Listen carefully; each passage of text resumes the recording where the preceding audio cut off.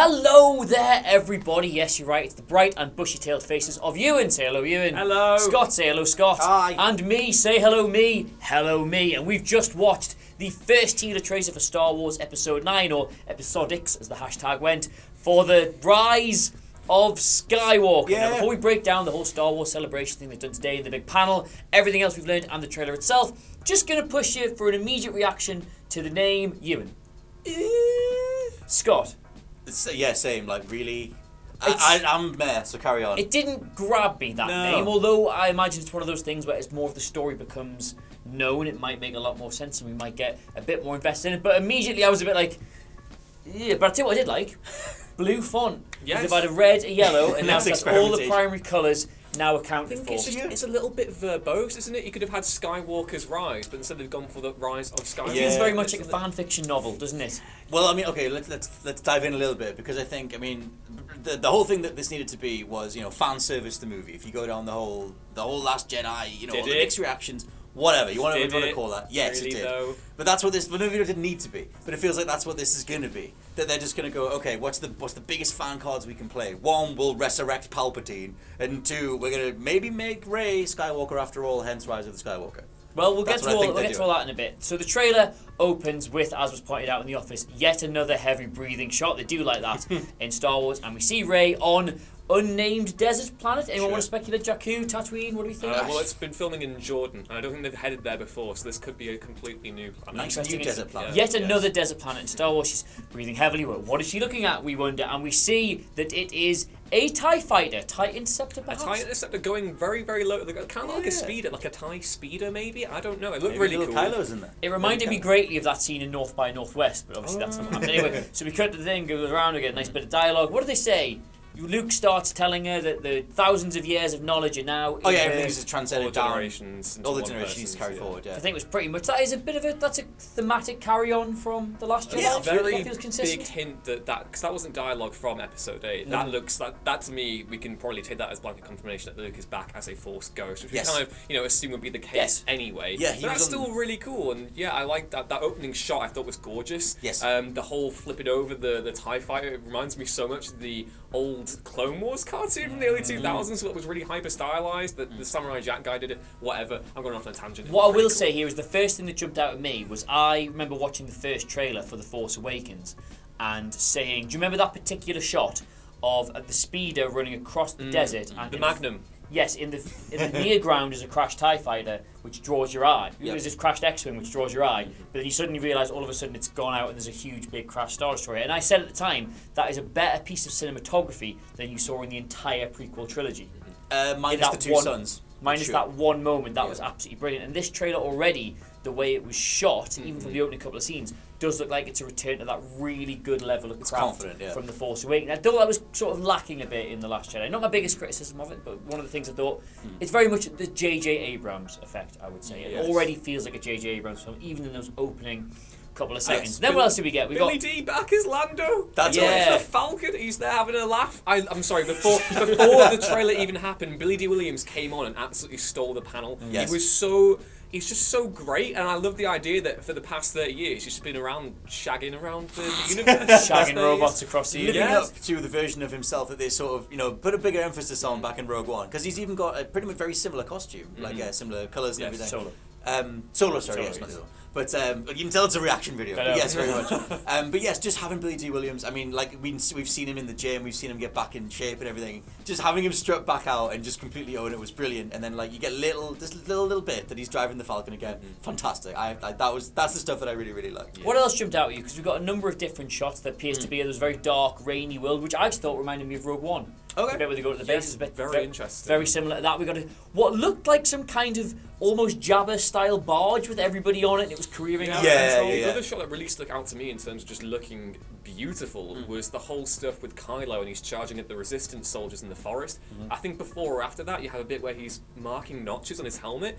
I think that's It looked like for it every. looked like it was repairing it Oh, almost. I kind of the thing that I got from that was maybe he's notching each kill that he's getting each time. Maybe. Which is very very grim, obviously, but like the fact that he's kind of taking back on the helmet kind of really lends into the whole "this man cannot be redeemed" thing, which is one of my personal favorite things about The Last Jedi. Speaking of Kylo's helmet as well, we could talk a little bit about how some things that happened before in the panel kind of half confirmed, nigh on confirmed the leaked poster might be real. Anthony Daniels came on stage and was basically like the droids fight back, and obviously there was a poster that came out a few weeks ago where C-3PO, it wasn't a very good poster, it's probably the ones you'll see at like supermarkets where you can get your poster of Star Wars Episode 9, but you do see him, he's got the bowcaster around him. They have also like the new aliens that they've shown off as well. That looks really cool. But that makes me think that, because Kylo had a helmet in that poster as well, so it makes me think that they're going down that route. Again, it's the fan service thing. It's like, they want to restore Kylo to how he maybe was earlier in the trilogy. The trailer seems to reach a crescendo as we hear Luke tell us that nothing ever really... Was it nobody or nothing ever really dies or goes away? Yeah. Words to that effect, anyway. And we see what appears to be, and we could be wrong, although I highly doubt we're not going to be wrong with this, an image of a destroyed, crashed Death Star with what we believe to be, and again we could be wrong, but we don't think we are, the maniacal laugh of Senator / Emperor / all-around bad guy, ball bag face, big old Palpatine. Came on stage afterwards. Yeah, they brought Ian McDermott out afterwards. That, I think. So that was during the live thing. thing. Ian McDermott strolled out and confirmed that Palpatine. I guess Ian McDermott's going to be. I wonder if what they're going to do with this is almost like they go back to the wreckage of the Death Star, and maybe there's some sort of kyber crystal-y bollocks going on. I don't know, but they go back there, and maybe just the Emperor's his whole dark side aura has like basically kind of tainted the place. I don't know. It's really interesting. I find it again when we looked at the both like Death Stars destroying, they just kind of explode into a billion pieces. So I find it very interesting that the perfect, most recognizable part of the spherical object survived and landed on the planet. But we'll never know. It sounds really cool. I like the idea of them all going on a journey, which is what they really went into in the panel. And I think that's kind of what we've been needing from a Star Wars film for a while now, because for Force Awakens and The Last Jedi, they both had new planets, but it wasn't necessarily like a planet-trotting adventure in each film. So the idea that we're going to get to see the entire scope of the galaxy. Plus, I mean, the cast are immaculate. Like, that's one of the things that's just always like shone through, is just that you have these there's brilliant casting across the board. Like, Rey is one of the best new characters, new heroes. You just want to get behind her and see everything. And I think that like letting her go on this massive adventure with Oscar Isaac and Poe, just seeing him in more of a main role, getting more stuff to do. Like, I just think more excuses to hang out with that crew is easily enough for me on just a base level. It's a question I've got to ask, because obviously it's very rare that a trilogy takes a secondary influence in right in the middle before returning to the person whose creative vision guided the first installment. How do you think that'll change what... Because Abrams had an original plan for the 3 films.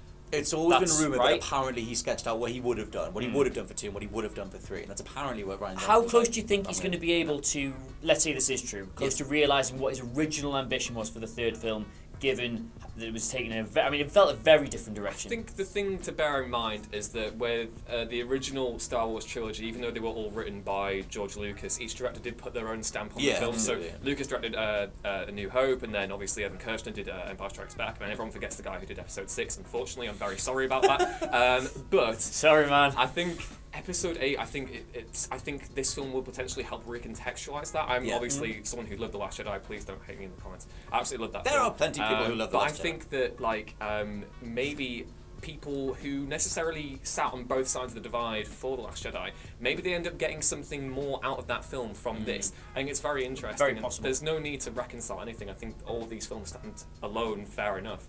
I'm kind of interested in how Abrams doesn't necessarily lead into the easier, like you said, fan-pleasing aspects. I kind of still want this Star Wars trilogy to be as bold as The Last Jedi was. Yeah. So, that's the thing. My whole thing with The Last Jedi is that I just don't like its placement, but I totally appreciate it and love it. If it was its own standalone thing, I would adore it. It was more, it's just its placement in the middle of this new trilogy. So I think that, if you're reapproaching this thing that you sort of like set in motion and walked away from, you've got to come back and whatever you want to call it, quote unquote, picking up the pieces or whatever. I think the way he's going forward with it is to literally look at what the vast swathes of the fandom have been shouting about and going, okay, we can do that, we can tie this to this, and sort of, like play the Palpatine card, maybe play a Skywalker card, whatever. Like, I think that's the thing. They have put a lot of those cards out pretty much straight from the off, haven't they? Rey is Jedi, Luke is got new dialogue. Yeah. Here is the Death Star, Well, also Palpatine. I did quite like, obviously you see Rey do this really cool like twisting backflip thing to take down the Interceptor, kind of mimics poetry-wise, whatever, the Return of the Jedi. You know, Luke just, you assume that the time between movies they got super powerful. They can